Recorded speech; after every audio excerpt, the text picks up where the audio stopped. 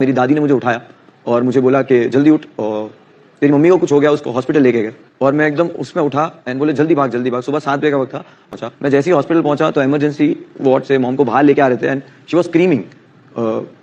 अपने पेट पर हाथ रखा हुआ था और शी वाज स्क्रीमिंग।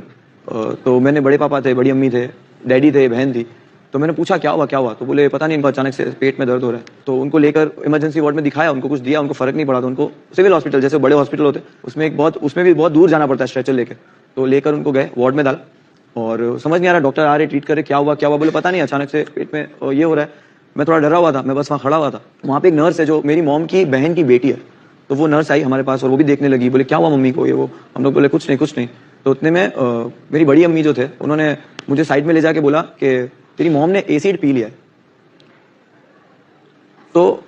तो मैं उस वक्त बोला कि तो बोल क्यों नहीं रहे ऐसा।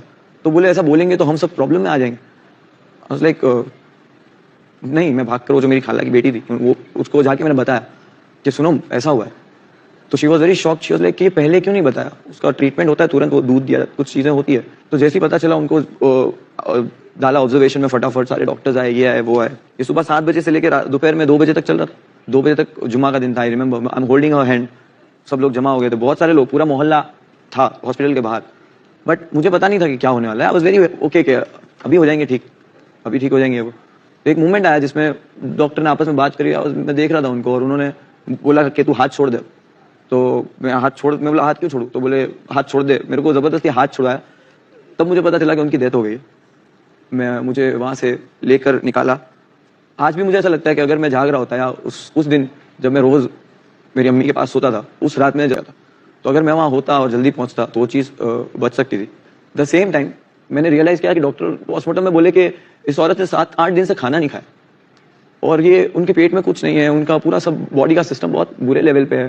तब जाके सब चीजें रियलाइज हो रही थी। पूरा बचपन मैंने अपने घर में सिर्फ झगड़े देखे, और उसके दौरान हम इतने छोटे थे कि मॉम, वो जो यहाँ पे जो टास्क आते हैं ना, वो चक्री वाला, पापड़ वाला, वो सब मेरे को मेरी मॉम की इसलिए याद दिलाते कि बनाना मेरे को इसके लिए आता है क्योंकि मैं बनाता था। तो उतना इज्जत कभी नहीं मिली उस घर में मॉम को। ऐसी लाइफ वो जी रही थी। प्लस बहन ने अपनी मर्जी से सिर्फ शादी की थी मेरी मॉम की 2 महीने पहले उनकी डेथ के।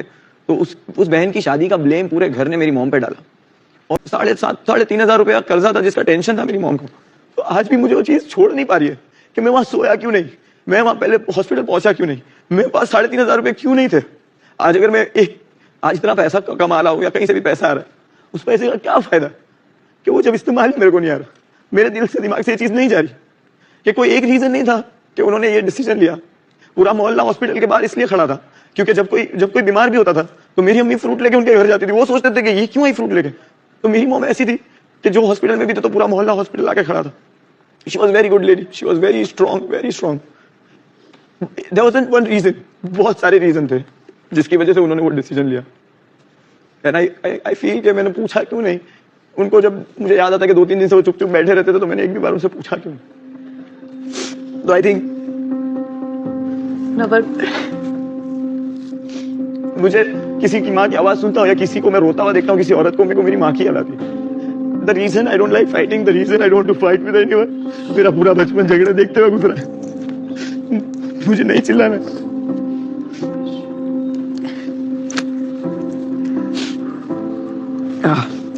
और आपने अपनी कहानी बता के बहुत सारे लोगों के ऐसे ही न जाने कितने जख्मों को हील किया होगा। क्योंकि हम सब देखते आए हैं, पेरेंटल प्रॉब्लम्स जो भी रहती है वो सब फेस करते हैं, but nothing can fulfil a parents loss. और खासकर मदर का जो लॉस है, I will not tell you कि हाँ it's okay and this and that, it is not okay. And एक जो माता होती है उसका अपने बच्चे के साथ एक अलग तरीके का कनेक्शन होता है, and we are very sorry for that.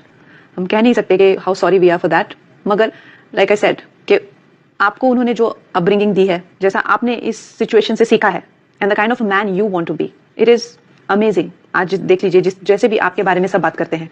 Munawwar, आज आपने अपनी ये कहानी शेयर करके, आपको पता नहीं है, आप लोगों की नजरों में और उनके दिलों में और भी ज्यादा उठ गए हो।